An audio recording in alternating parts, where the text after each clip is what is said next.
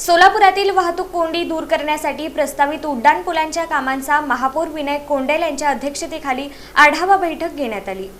सोलापूर शहरातील वाढती वाहतूक कोंडी कमी करून नागरिकांना सुरक्षित, सुलभ आणि जलद प्रवासाची सुविधा उपलब्ध करून देण्यासाठी प्रस्तावित उड्डाणपूल प्रकल्पांना गती देण्याच्या दृष्टीनं महत्त्वपूर्ण बैठक बुधवारी सोलापूर महानगरपालिकेच्या महापौर कक्षात आयोजित करण्यात आली होती।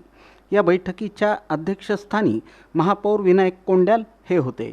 बैठकीला उपमहापौर ज्ञानेश्वरी देवकर, सभागृह नेते नरेंद्र काळे, स्थायी समिती सभापती रणजिता चाकोते, नगरसेविका रोहिणी तडवळकर, पालिका आयुक्त डॉक्टर सचिन ओंबासे, अतिरिक्त आयुक्त संदीप कारंजे, नगर अभियंता सारिका अकुलवार, कार्यकारी अभियंता नीलकंठ मठपती, सहाय्यक नगर रचना संचालक समीर शितोळे यांच्यासह नॅशनल हायवे विभागाचे तसंच विविध विभागांचे वरिष्ठ अधिकारी उपस्थित होते।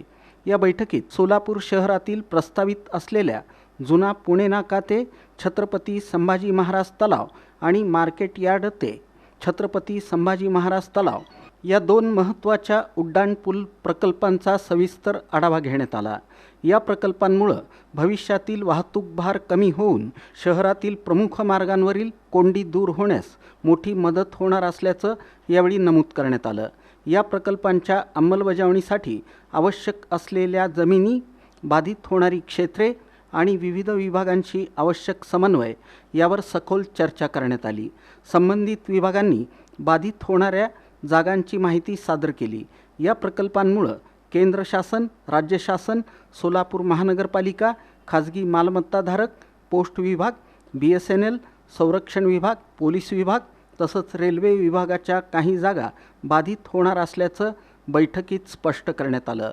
या पार्श्वभूमीवर जमीन संपादन, जमीन हस्तांतरण, विविध विभागांकडून आवश्यक असलेली ना हरकत प्रमाणपत्रे, तांत्रिक मंजुरी आणि प्रशासकीय प्रक्रिया यांचा सविस्तर आढावा घेण्यात आला। तसंच प्रकल्प राबवताना उद्भवू शकणाऱ्या अडचणींवरही चर्चा करण्यात आली। यावेळी महापौर विनायक कोंडेल यांनी सर्व संबंधित विभागांनी परस्पर समन्वय राखून आवश्यक कार्यवाही तातडीनं पूर्ण करावी अशा सूचना दिल्या। प्रकल्पाच्या कामांना गती देण्यासाठी प्रशासनानं आवश्यक ती सर्व पावलं उचलावीत असंही त्यांनी स्पष्ट केलं। जुना पुणा नाका असेल, जुना पुणा नाकापासून ते पत्रकार भवन, तिथून अक्कलकोट रोड असेल, या ठिकाणचा जो फ्लायओव्हर आहे फर्स्ट फेज आणि सेकंड फेज, या ठिकाणी जवळपास 9 किलोमीटरचं या ठिकाणी पूर्ण फ्लायओव्हर आपलं उड्डाणपूल राहणार आहे। आणि त्या ठिकाणी बरेच अडचणी काही त्यांना आहे त्या आम्ही क्लिअर करायचा प्रयत्न केला। फक्त आता आम्ही आढावा बैठक घेतली आणि पुढची बैठक आम्ही कलेक्टर साहेबांकडे घेऊन त्यात काय त्रुटी असेल हे या ठिकाणी आम्ही मार्ग काढणार आहोत।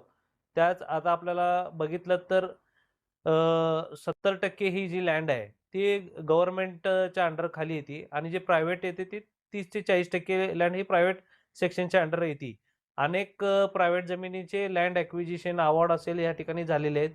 फक्त गव्हर्नमेंटचे या ठिकाणी राहिलेले ते आता आम्ही पुढचं ते कशा पद्धतीने आता रेल्वे असेल, रेल्वे या ठिकाणी आपल्याला जागा न देता ते लीज होल्डवर ते द्यायचं त्यांचं या ठिकाणी चालू आहे।